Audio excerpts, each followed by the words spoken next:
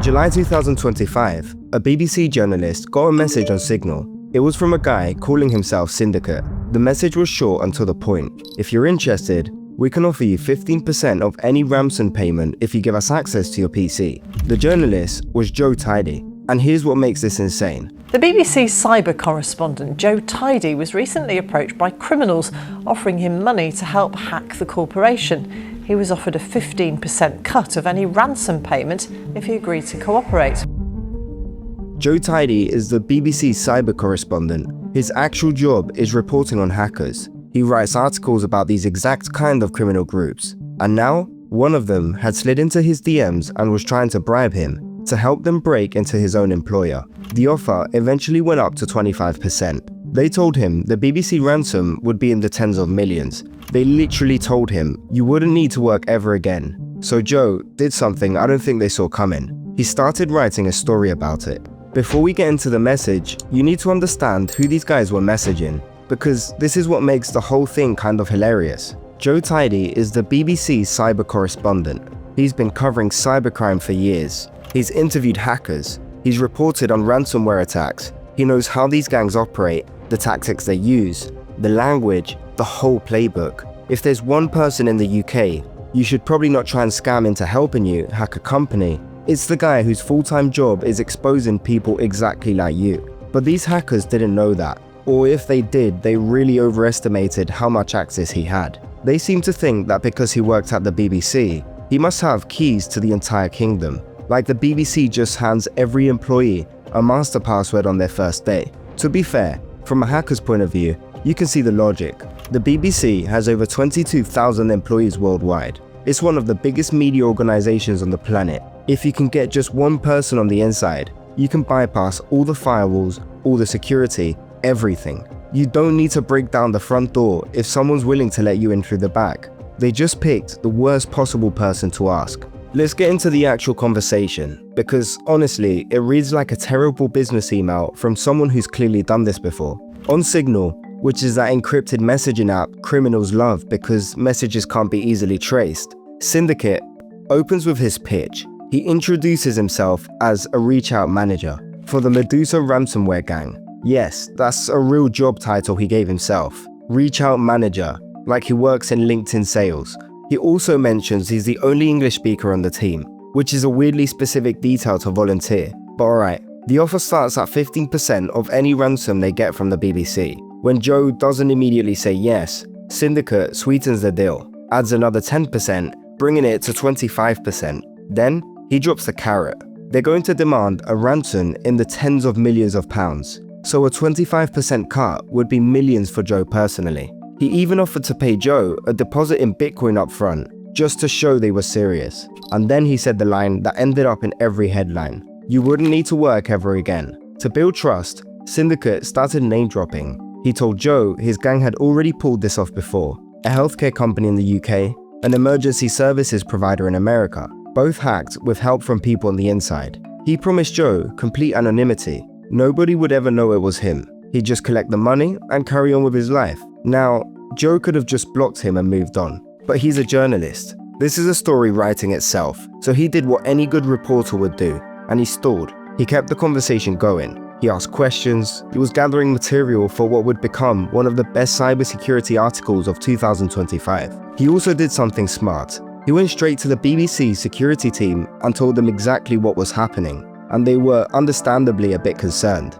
After the charm offensive, Syndicate got down to business. He wanted Joe to actually do things. First, he asked Joe to run some commands on his BBC laptop. Just reconnaissance stuff. Basically, tell me what I'm working with here, what software is installed, and what the network looks like, who has access to what. Joe wasn't about to actually do any of that. He just kept stalling, saying he had to think about it, saying he was worried about getting caught, and Syndicate tried to reassure him. He kept pushing and kept reminding him about the money. And then, Joe stopped replying for a bit. That's when Medusa moved to plan B. And this is where the story stops being funny and gets a bit unsettling. Joe's phone suddenly started getting flooded with two-factor authentication requests. Pop-ups asking him to approve logins to his BBC account. One after another, his phone was lighting up constantly. This is the real hacking technique called MFA bombing. The idea is simple but nasty.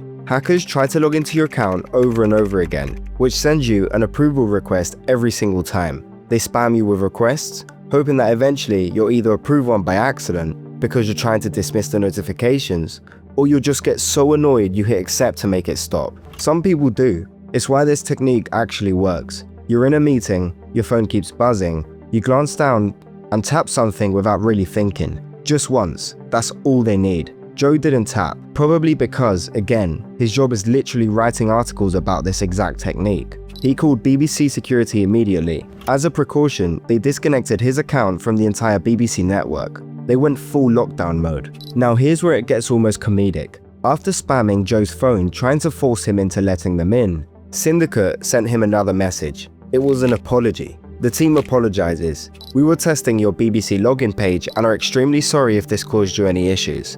Yeah, they were testing, and they said they were sorry. Like they'd accidentally sent him too many meeting invites on Outlook. A criminal ransomware gang trying to be polite about illegally breaking into someone's account. It's so brazen, it's so bizarre, it's almost impressive. In the same message, Syndicate told Joe the offer was still on the table. Take your time, there's no pressure. We'll be here when you're ready. But Joe, again, didn't reply, and a few days went by. Then Syndicate's Signal account suddenly disappeared. Deleted, it was completely gone. They'd moved on to the next target, and that was it. The whole thing fell apart because one journalist didn't bite. Here's where the story gets genuinely scary, because Joe Tidy isn't some one-off example. The guys from Medusa weren't freelancing.